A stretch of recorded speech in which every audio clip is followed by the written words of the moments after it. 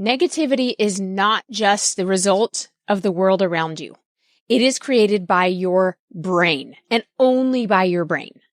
And I'm going to teach you today 4 strategies that will get you out of negativity, even though when you fall into it, your brain wants to stay there desperately. I've got 4 powerful strategies. We're going to go through them one at a time. And when you execute these things, not only will you feel better today, but you will start creating more of what you want for tomorrow. Let's go. Welcome to Better Than Happy, the podcast where we transform our lives by transforming ourselves. My name is Jody Moore. In the decade plus I've been working with clients as a master certified coach, I've helped tens of thousands of people to become empowered. And from empowered, the things that seemed hard become trivial. And the things that seemed impossible become available. And suddenly a whole new world of desire and possibility open up to you. And what do you do with that? Well, that's the question. What will you do? Let's find out. Sometimes listening to a podcast is enough, but sometimes you'll feel inspired to go deeper. If you hear things that speak to you in today's episode, consider it your invitation to a complimentary coaching workshop.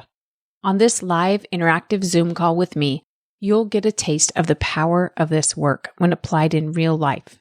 You can participate or be a silent observer, but you have to take a step if you want to truly see change in your life. 2 steps, actually. Head to jodymoore.com/free coaching and register. Then you just have to show up. Your best life is waiting for you. Will you show up for it? jodymoore.com/free coaching. I'll see you there. Hello, everybody. Welcome to the podcast today. Thanks so much for joining me. We're going to talk about escaping negativity today.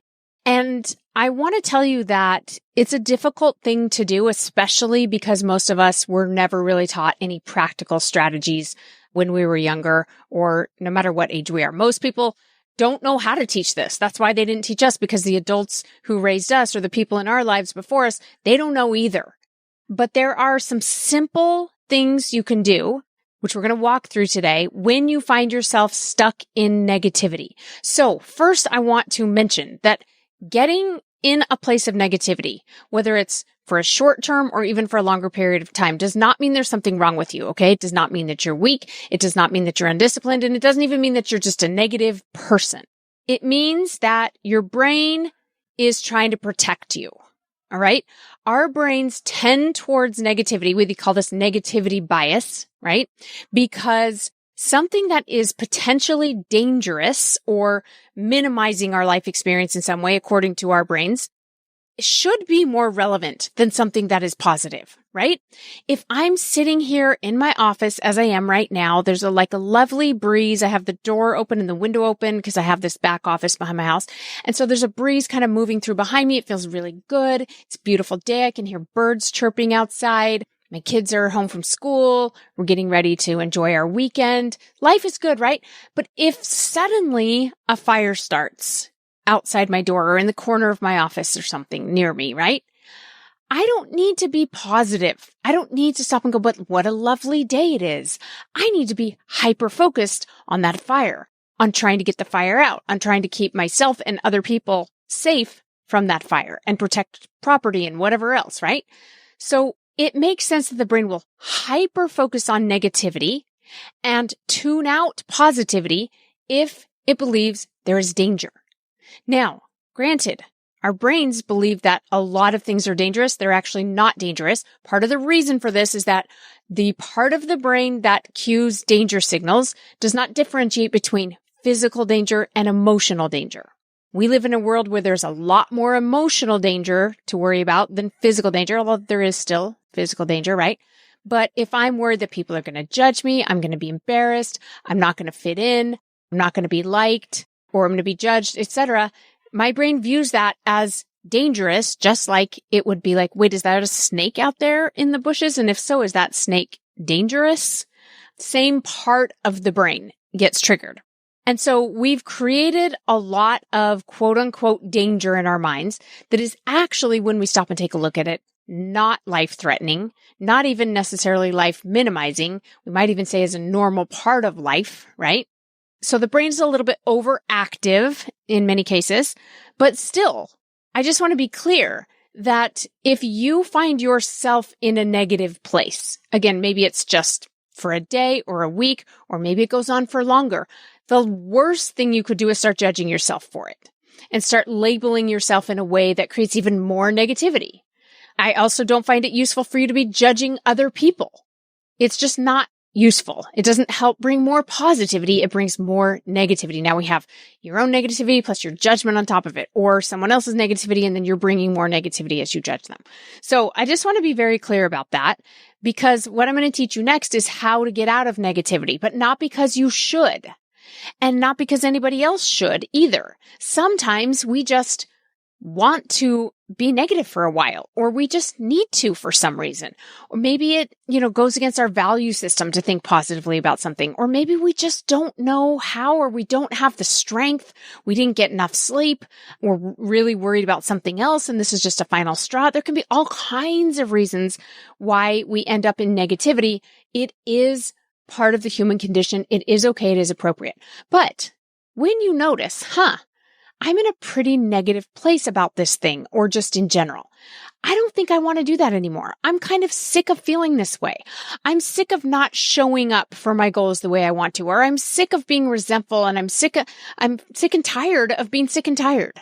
I remember feeling that way when I first found coaching. I was like, I got these kids everywhere, and I've got this great husband, and I've got a job, and I have so many things going for me. Why am I so unhappy? Why am I so grumpy? Why do I snap at everyone? Why do I kind of hate everything, and I'm irritated all the time, and I don't like myself, and I'm not excited about anything? And I just recognized, I am in a negative place. I've gone negative. And I got to figure out how to get out of this. That's what I'm going to teach you today. I want to give you one other story before we dive in. So a few years ago, I was in the car with one of my kids, and they were talking about one of their teachers at school. And this is a teacher that I had heard stories about before. They were mostly positive stories. It was more like my kid talking about their day, but they would share things that the teacher had said or done. And overall, they liked this teacher. And suddenly my child said, Mom, I don't know what's happened, but she complains all the time now. She's constantly telling us about her boyfriend that broke up with her and how she hates her job, and she's trying to find a new job, and she's worried about money, and it seems like all she does is complain. And then she's also really grumpy, and she doesn't let us out of class on time because she gets mad at us for being loud and whatever, right? And as my daughter was telling me this story, I remember thinking about her teacher, oh, dang it. Her brain went negative. Now, it's not a switch that flips like that, the way I'm describing it. That's just how I think about it, because it helps me when I notice it in myself or in other people to just be more compassionate. This happens, I feel like, from time to time, where just I don't know, it feels like a series of events happens, or maybe it's one major event that triggers it. Maybe you're also not getting enough sleep, or something's going on with your health, or maybe somebody you love is struggling in some way. So you've got something else on your mind, and then suddenly everything just feels harder, and things that used to not bother you at all now are kind of getting on your nerves, and you're just less patient, and you start noticing a whole array of things. I actually had this happen to me recently on a couple of occasions when I've gone down too much of a little rabbit hole on social media, right? Of finding what terrible things people are saying about each other in the comments, and just kind of some things that go back and forth on social media that have made me go, what? Why are people so angry? And why are they so hateful? And why are we so worked up about this? And then my brain flips into negativity for a minute, and I notice myself being either more afraid and worried about things, or just overall less patient, more annoyed, even just by little things like, why did the dogs trash that couch, in this way? Why do we even have dogs? Why can't we ever have nice furniture? And it just one thing leads to another, and it's like a snowball. The emotions carry a lot of momentum, right? And they snowball on top of each other. And that's what I call my brain going negative, or another person's brain going negative. It's like, oh, shoot, they just went negative. Now, it's okay. I say, oh, shoot, oh, darn, because I feel bad for the person. And again, there is momentum behind it. And so it does require some effort to get out of it. But you absolutely can get out of it whenever you're feeling this way. So let me just make sure I've covered kind of some signs so that you can ask yourself, wait, has my brain gone negative? And again, it might be in general with your life, or it might just be in a specific area. So again, maybe you feel down a lot. Maybe you aren't taking action consistently towards something you want to be working on. You're telling yourself you want to do this thing, but you're not actually showing up and doing it. That may be an indicator that your brain's gone negative. Maybe you just have this overall belief that things are a lot harder or worse than they used to be in the world. I hear this quite a bit from people who say, yeah, the world is, it's a tough place right now. It's a tough time to be alive. And I don't know, you can think whatever you want, but I kind of think it's always been hard to be alive. I think a lot of parts of being alive today are much easier than they've ever been. So I kind of think it's always 50-50, always has been, and it always will be. Maybe you're just really resentful or overwhelmed. Again, if you have some like dominant emotions that are starting to feel like just a part of your personality, or maybe they've always felt like a part of your personality. Maybe you feel like people describe you as grumpy, or you describe yourself as kind of grumpy or worried or something. Does not mean that you're a grumpy person. I don't believe there's such a thing as a negative person. Your brain has just gone negative, and maybe it's been that way for a very long time, but I promise we can get you out of it. Here's another good indicator, which I've noticed in myself frequently. When my brain goes negative, I start complaining a lot. I complain a lot more. I always complain a little. But when my brain really goes negative, I complain a lot more. Now, you got to be cautious about being aware of this.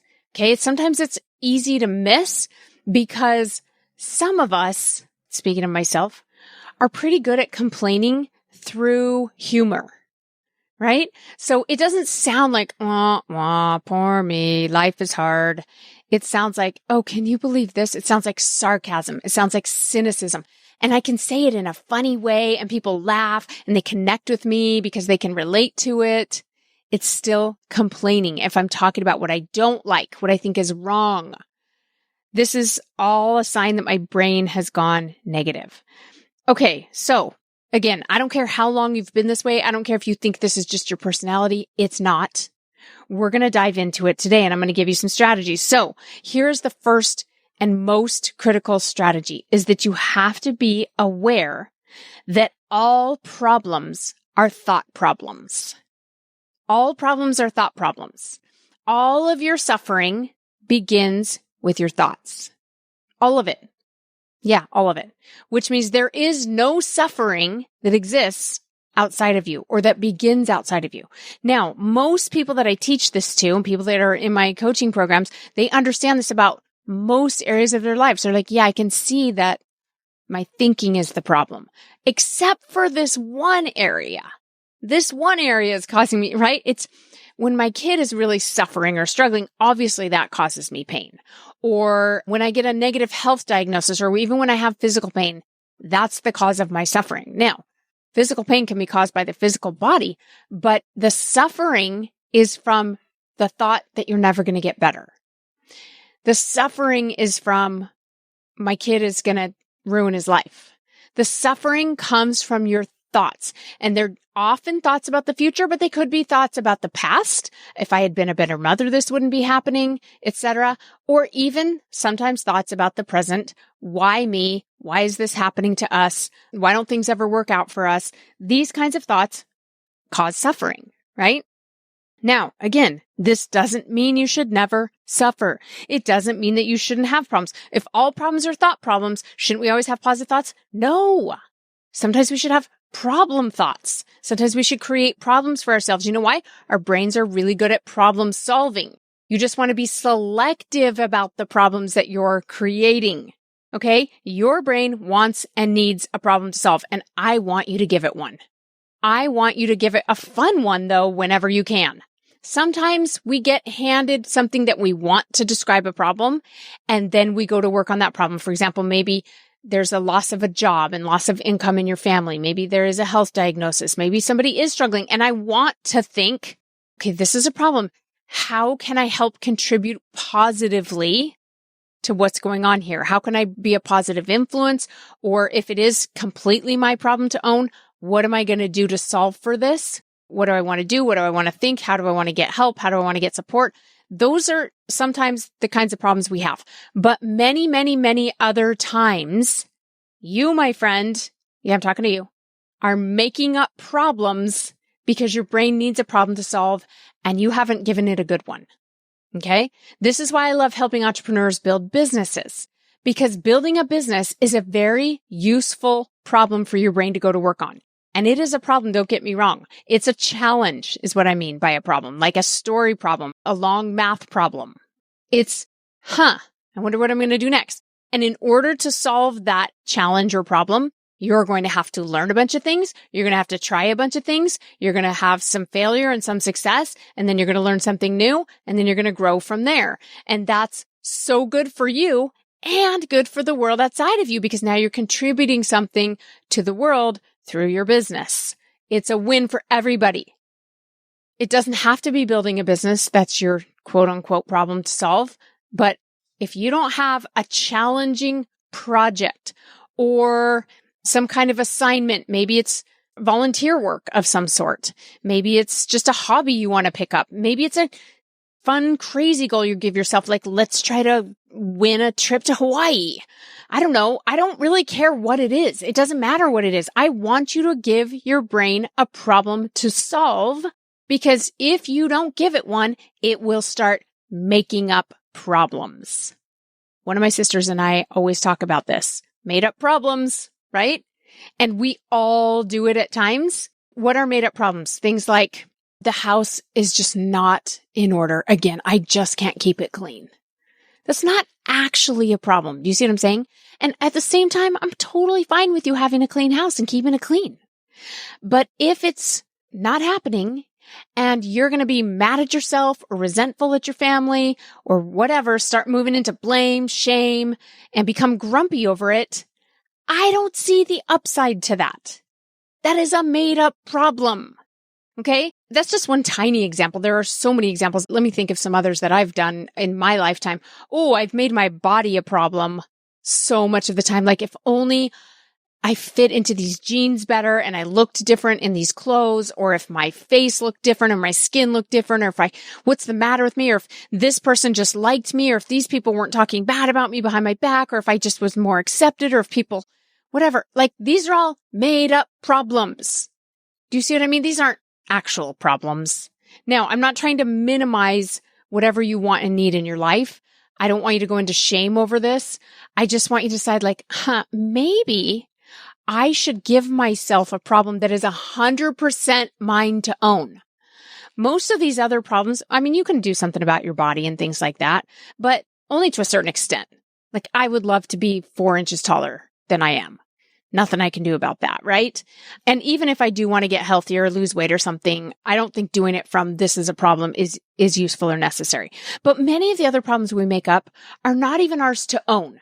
For example, what people are saying online in the comments, I can get upset about, but I'm never going to control all those people online or get social media shut down, most likely. That doesn't feel like the mission I want to go on. So that's not a problem that's mine to own. What other people think of me? Certainly not mine to own, right? And I'm talking not just about random strangers. I'm talking about your family, your spouse, your children, your in-laws, people you go to church with, all of them. What they think of you is not your problem to solve. It's not even a problem in the first place, but certainly not yours to own. Who do you want to be and what do you want to think of you? That is yours to own 100%. How do you feel about you? That's 100% yours to own. But just sitting around trying to feel better about yourself is not easy to do. I recommend instead that you give yourself a real, fun, useful problem. You adapt a hobby or a goal or a project, like I said before, and you go to work on that. And you practice supporting yourself as you do it. Practice giving yourself extra nurturing and compassion and love on the days when you fail or drop the ball, because that's what you need, instead of judging yourself. And practice believing in yourself beyond what is a reasonable amount. Believe that it's possible for you even before you have any proof, even before you have the skill set to do it. Just decide that you're going to become a person who figures out how to do it. All of that is the best way to work on yourself. And it's the best way to get out of negativity, right? Because made up problems put us in a space of negativity. But fun problems that we choose on purpose that would create something that we want in our lives put us on a different track. It's still going to be uncomfortable. You're still going to have some frustration and things, but it's the kinds of frustration and negativity that will move you forward. It's a growth place instead of a stuck, stagnant place. Okay, so all problems are thought problems. Be aware of that. And then choose what problem you're going to give your brain to solve, because just telling it there are no problems doesn't work. Not for a healthy human brain anyway. Okay, number two thing that will get you out of this negativity cycle that you might get stuck in is to get better at believing in things that you want to believe that can't be known or proven. Some people, especially in the religious traditions, call this faith. Okay? Faith means to believe in something that can't be known or proven. What's the primary song we used to sing? Faith is, I won't sing it for you. I'll just say the words. Faith is knowing the sun will rise, lighting each new day. Now you might say, well, we can prove that. We can't prove that. We can prove that the sun has risen in the past, but we don't know what will happen tomorrow. Maybe the sun won't rise, lighting the day tomorrow, but we choose to believe that it will. Now, that one's actually pretty easy to believe because we have lots of proof that it will happen. We have lots of scientific studies and data and evidence and examples of it happening. So that's actually an easy one to believe. Can you believe that things are going to all work out for you in whatever area you want them to work out? I personally like to do this with little small things that seem insignificant and don't matter because of the practice it gives my brain of believing things just because I choose to believe them. Okay, I'll give you a couple of examples. So I was on an airplane a couple years ago, flying from Spokane to Seattle, which is a very short flight. It's one of those flights that, like, by the time you hit full elevation, then you're getting ready to come down again, right? So it's a short flight, but nevertheless, as we sat on the runway about to take off, the captain came on and said, we're not going to be doing beverage service on this flight because it's going to be very bumpy. We just came from Spokane or Seattle, wherever. I can't remember I think I was going to Spokane. So anyway, we just came from there.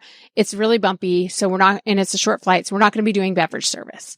Well, I'm a person who doesn't love turbulence on airplanes. I actually do know some people who do, but I don't. It causes me to have thoughts that make me feel afraid. And I just assume not deal with that, especially because I was coming home from somewhere else. This wasn't my first flight of the day. I just wanted to be home. It's late at night. I'm traveling alone anyway, right? And so as we sat there and the captain explained how this was going to be a bumpy flight, I went, no, it's not. I just decided it's not. Okay. Now, I didn't say that out loud to anyone. I didn't demand that they serve me drinks. I just decided in my own mind when my brain was like, oh no, it's going to be bumpy and we hate that and I'm probably going to get nervous and whatever. I just said, no, it's not going to be bumpy. It's going to be smooth. I just decided. And listen, I don't have any reason to believe that. In fact, I have plenty of reasons to believe that's not true. Namely, a pilot who has data that I don't have, right? But I just chose to believe it. Why would I choose to believe that? Because I just wanted to sit there and relax. There weren't any bumps happening. We hadn't even taken off. We're on the ground. And there's no point in me getting nervous, right? There's no point in getting nervous ever. I could manage my brain when the bumps come, but I just decided to do it right then. Because why not? So, of course I was right. It was the smoothest flight ever. They still didn't serve drinks, of course. I knew they wouldn't, but I was like, you're welcome. Sometimes it happens, right? Now, what's the worst case scenario? Maybe it would have been bumpy. Okay. Well, then I can either manage my thoughts then, or I can just feel nervous. It's okay to feel nervous. It's okay to feel afraid, right? But I knew there was no downside to just choosing peace right then. And I can do this in my mind pretty well because I've practiced it a lot. And I can even do this with big things. I practiced this when I built my business. When I first decided I'm going to build this business to a significant level, I'm going to make a big impact and I'm going to make good money. I'm going to support my family doing this and this is going to be big. And some of the people in my life who I told this to, which I didn't tell it to many people, but some of the ones I did were like, really? How are you going to do that? And I said, I don't know. I just know I'm going to. I just chose to believe it with the help of my coach, by the way. who coached me around it. And just like when you realize you're allowed to believe anything you want, I knew it would serve me to believe it. I knew there was no downside to believing it, right? Like me believing I'm going to build my business to whatever level I want to. What's the downside? Let's say I get to the end of the year and I haven't hit whatever benchmark I thought I was going to hit.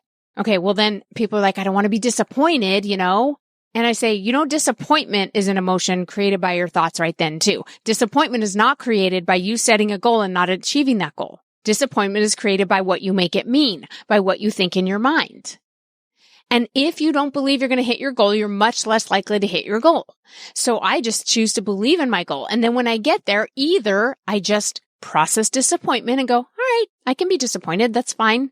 I'll take some deep breaths. I'll allow it. And it might not look and sound quite as peaceful as I'm describing it right now. Maybe I do need to cry. Maybe I get mad. Maybe I need to talk it out with someone. Maybe I need to reassess.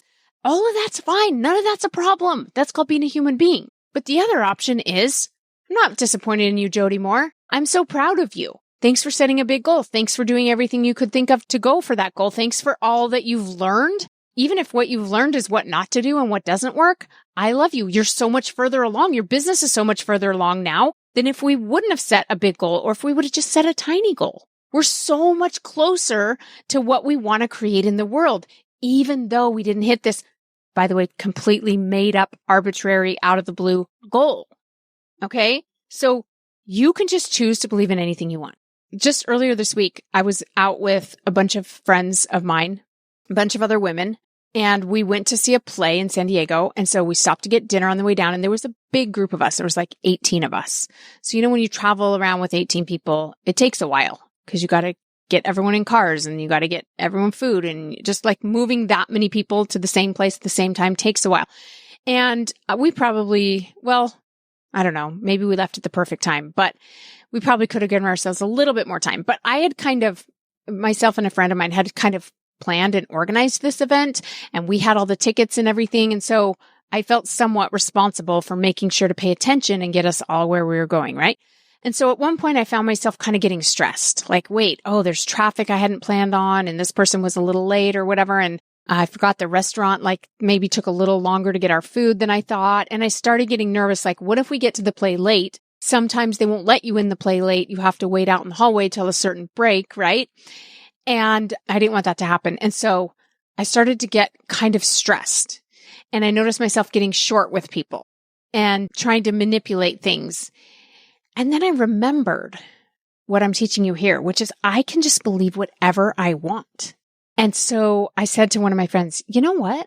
I just decided we're going to get there exactly on time. It's going to work out perfectly. We're going to get there right on time.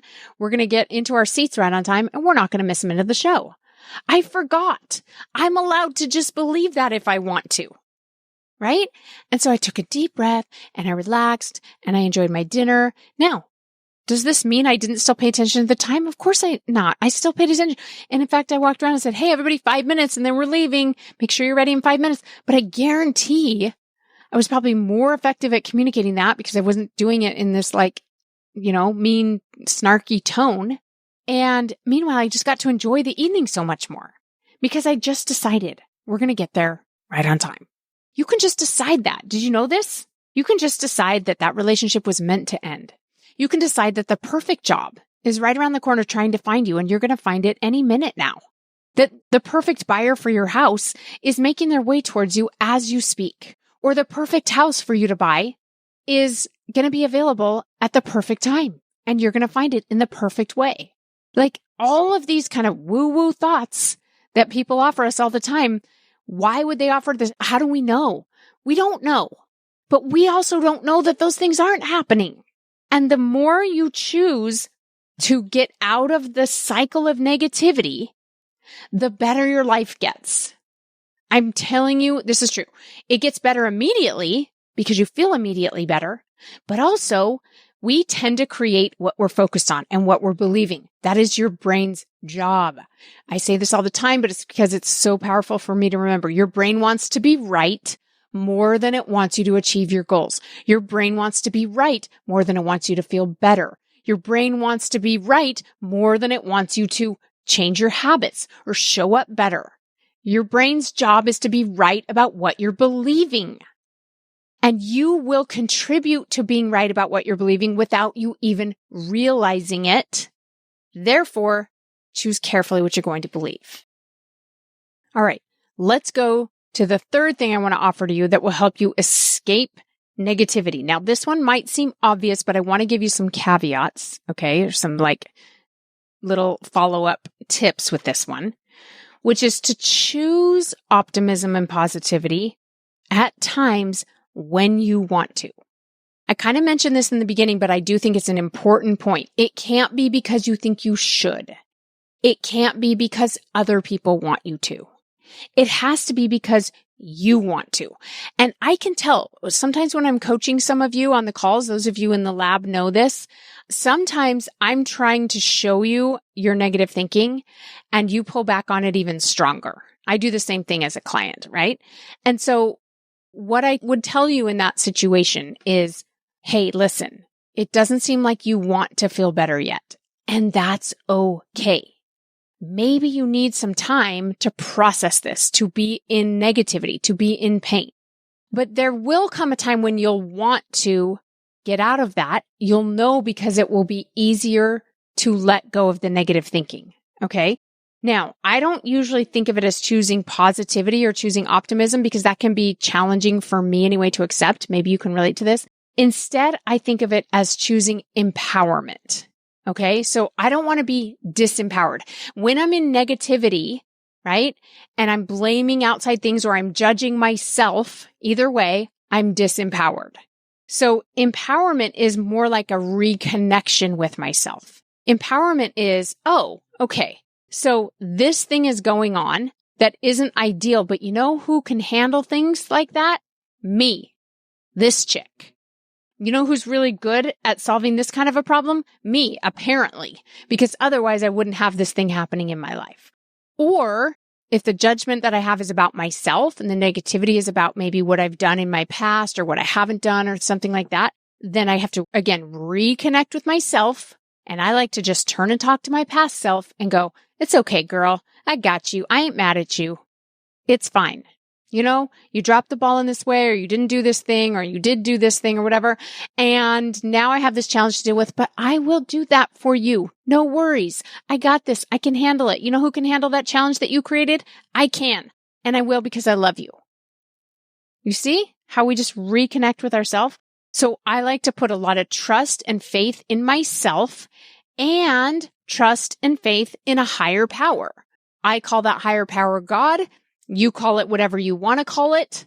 Some people like to think of it as law of attraction, bringing things to you. All I know is that when I operate from a place of abundance and trust and love and compassion and grace and peace, then I get more of those things coming into my life. And often I don't have any idea how those things showed up. I didn't play any role in it at all. Okay. So it sounds like, hey, it's okay. I can handle this and God's got me. Okay. So I'm just going to have faith that we're going to figure this out. And I'm going to stop feeling sorry for myself. That's the opposite of empowerment. And start going, don't worry, I got this. I got this and God's got this. Fourth and final strategy that I'm going to give you. And this is if you've tried all these other things. You are very aware that all problems are thought problems, and you've tried giving yourself a more useful problem to redirect to, and this just isn't going away. You're practicing believing in impossible things, and you're trying to choose to be empowered and more positive and put faith in yourself and in God. And you still feel like you're stuck in this cycle of negativity, okay? Then this one's for you, and it is surrender. Sometimes we simply have to surrender. Now, surrender sounds like a negative word. It sounds like giving up. I don't mean give up, except kind of. Here's what I mean by surrender. It's a letting go of your own ideas about what should be so that you can make space for what is and what could be. I want to say that one more time. To surrender in a useful, empowering, spiritual, even I would say way, is to let go of what you think should be in order to make space for what is and what could be. because we all have ideas about what should be, about how we should be, about how our family should be, about how our lives should be, about how our homes should be, about what our country should look like, our money, our health, whatever else, you name it. We all have ideas, and we're supposed to have ideas. This is not a bad thing. Okay. A lot of times you're going to go create what you want from those ideas. So that's a beautiful thing. But if you're really stuck in a cycle of negativity, sometimes what's required is simply a surrender to, okay, you know what? I don't know what this should be, apparently. Apparently, what I thought my life should be like right now, or what I thought my relationship with this person was going to look like, or what I thought my money should look like, or whatever it is, apparently that was just made up. Because it was. It always is just made up. What we think should be is made up in our own minds, okay? And apparently, I was wrong about that. So what do we have here instead? And what could be beautiful about this? And the answer initially might be, I don't know, nothing. Okay? It's okay if you don't know, if you can't find anything initially. But can you open up space for, like, maybe there's something extraordinary here to be discovered? And I'm just going to open up space for it by letting go of my picture of what should be. That's what I mean by surrender. And often we don't get to this point until we've been pretty beat down. We try everything else first, and that's okay. But at some point, when you surrender, sometimes there's something amazingly beautiful you've been missing out on in the midst of where you are now, but certainly of what could come in the future. Maybe there's been a job loss and you're devastated by it and worried about money and not sure how your family's going to go on. And you've tried all these other things and you've tried solving for it and you're feeling stuck and trapped.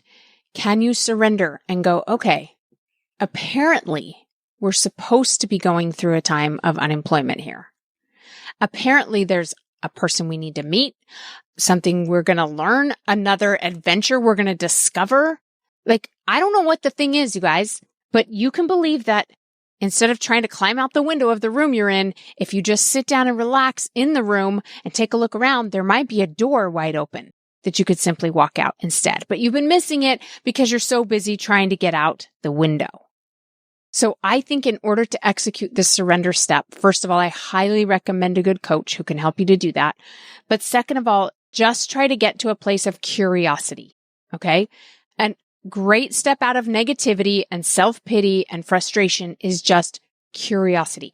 But notice the word curiosity is not the same as knowing. If I know something, I might be interested and intrigued by it, but I'm not curious about it because I already know. If I'm curious, it means there's a lot of unknown. What is this about? Where's this going? Curiosity is a really, really, I think, highly underestimated emotion. What's it that the kids say on Instagram? Underrated, overrated, properly rated. Curiosity is highly underrated because it's an easy path out of negativity, out of judgment, out of self-pity, out of frustration is just curiosity. But curiosity requires a surrender of what you think is or what you think should be. All right, my friends, I hope that you will take these strategies and give them a try. I'd love to hear how it goes. Don't forget we have a podcast hotline you can call into. It's 1-877-HI-JODY-M. That's Jody with the Y, not Judy. Everyone keeps calling me Judy lately, and it's fine. I'm not offended, but the number won't work unless you put in Jody, Jody, M as in more. 1-877-HI-JODY-M. Let me know how it goes. Let me know what other questions you have. I'd love to help you. Thanks for joining me today and have a beautiful rest of your week. Bye-bye. Oh, wow. Look at that. You made it to the end. Your time and attention is valuable, and I don't take it lightly that you made it this far. In fact, it tells me you might be like me, insatiably curious about people and life and potential and connection. Maybe you have big dreams, but a small budget and no time. You're tired, but bored. You're content, but dissatisfied. Sound familiar? Come to a free coaching call and see for yourself what's possible. jodymoore.com/free coaching to register. That's jodymoore.com/free coaching.